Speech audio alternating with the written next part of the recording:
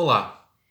Irlandas. De um lado, a República da Irlanda, de outro, a Irlanda do Norte, pertencente ao Reino Unido.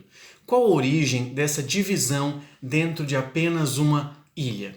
Historicamente, a Irlanda como um todo foi uma colônia dos britânicos, dos ingleses, durante séculos, tratada de forma bastante submissa pela ocupação inglesa. Porém, durante toda essa ocupação, os irlandeses passaram a mobilizar uma identidade para se contrapor ao colonizador. Ao longo do tempo, no núcleo dessa identidade estava a diferença básica de que boa parte da população irlandesa era católica e boa parte da população britânica protestante. De modo que, ao longo do século XIX e início do século XX, foi se formando uma narrativa nacional irlandesa que tinha no catolicismo um dos seus núcleos. Nós, irlandeses católicos, merecemos a independência, a formação de uma república contra o Reino Unido de ingleses e escoceses protestantes. Imbuídos desse espírito nacionalista, no início do século XX ocorreu uma revolta pela independência em meio à Primeira Guerra Mundial. Qual foi a resposta britânica, além da própria repressão à rebelião?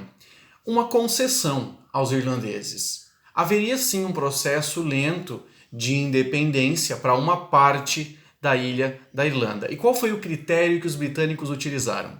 Os distritos da ilha da Irlanda, onde boa parte da população, a maioria da população, fosse católica, se tornariam uma entidade independente e se tornaram a atual República da Irlanda. E os distritos dentro da ilha, onde houvesse uma maioria, nem que fosse leve, de protestantes, se manteria sob o domínio britânico, formando a Irlanda do Norte, que até hoje faz parte do Reino Unido. Qual foi o problema, qual foi a questão dessa divisão? Por mais que na Irlanda ela tenha causado uma guerra civil entre quem concordava ou não com essa divisão, a República da Irlanda se manteve ao longo do século XX como um país de uma política relativamente calma, com um zigue-zague de partidos de centro-esquerda e centro-direita. A questão está na Irlanda do Norte, onde rivalidades religiosas descambaram para a violência. Como que isso aconteceu? Ao longo do século XX, foi se formando uma oposição interna à Irlanda do Norte entre a leve maioria protestante e a minoria numerosa de católicos. A leve maioria protestante se mantinha fiel, em geral, ao Reino Unido, enquanto a minoria numerosa de católicos dentro da Irlanda do Norte defendiam que a Irlanda do Norte deveria se integrar à República da Irlanda, unificando a ilha. Dessa oposição surgiram grupos armados em busca de defender os seus interesses. Do lado protestante, dentro da Irlanda do Norte, formaram-se milícias que atacavam ativistas católicos. E do lado dos católicos formou-se o mais famoso grupo terrorista em meio a esse conflito, o chamado IRA, que é uma sigla em inglês para Irish Republican Army, Exército Republicano Irlandês, que apelava para o terrorismo como forma de convencer a população em nome da sua causa e também ir atacando lentamente o poderio britânico na região. Além desses dois grupos, os terroristas do IRA de um lado e as milícias protestantes de outro, você tinha o exército britânico, em busca de reprimir o IRA na região, com bastante violência também na sua repressão contra, às vezes, manifestantes pacíficos.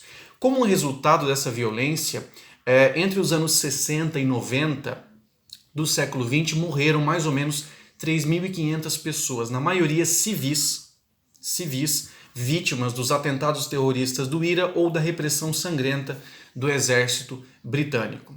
Quando que isso terminou? Quando que isso chegou a um estágio, de negociações? Nos anos 90. Em 1998, foi assinado o chamado Acordo da Sexta-feira Santa, incluindo representantes dos protestantes e dos católicos dentro da Irlanda do Norte e representantes da República da Irlanda e do Reino Unido. Este acordo costurou a paz que tem durado os últimos 20 anos. E quais são os elementos dessa paz? Dentro da Irlanda do Norte se formariam, desde então, se formaram, com problemas, mas se formaram, coalizões envolvendo católicos e protestantes. Tudo bem. Mas o mais importante foi definida a livre circulação entre as duas Irlandas. Por que isso foi tão importante? Porque isso contentou os dois lados do conflito. A Irlanda do Norte continuou pertencendo ao Reino Unido, contentando os protestantes, mas agora com livre circulação com a República da Irlanda, contentando os católicos, que têm essa ideia de uma unificação futura da ilha. Porém, como que foi justificado na lei essa livre circulação, essa abertura total da fronteira entre as duas Irlandas? Através do fato de tanto a República da Irlanda quanto o Reino Unido, onde está a Irlanda do Norte, faziam parte da União Europeia. Uma das cláusulas do bloco é a livre circulação de pessoas, mercadorias e serviços. Qual é o problema atual dessa questão? Com a saída do Reino Unido da União Europeia, o famoso Brexit, o que acontecerá com a fronteira entre as duas Irlandas? Será uma fronteira fechada? Colocarão-se postos na fronteira? Não será mais uma fronteira livre entre as Irlandas? Isso tem gerado temor dos dois lados da fronteira, principalmente os ativistas católicos, a população irlandesa católica dos dois lados gostou e se acostumou a ter uma Irlanda unificada, pelo menos no sentido da livre circulação de pessoas. Ou seja, temos a possibilidade de novas tensões na região, já há movimentações políticas, enquanto isso não se resolver. Qual é um símbolo disso? Dois símbolos que ocorreram recentemente. No ano passado, uma jornalista na Irlanda do Norte foi assassinada por um grupo que se autodenomina o Novo IRA. Novo IRA, que se autodenomina o herdeiro do IRA. Isso é um dos sinais de uma tensão que pode ressurgir. E este ano, nas eleições na República da Irlanda, não na Irlanda do Norte, na República da Irlanda, houve um partido, o Sinn Féin, que é o antigo braço político do IRA, que é um partido em geral que atualmente trabalha como uma esquerda nacionalista, que coloca a unificação da Irlanda como seu maior ideal, né? O Sinn Féin, nas eleições agora dos meses passados, teve uma votação maior do que toda a sua história, que tem mais de 100 anos, na República da Irlanda. Né?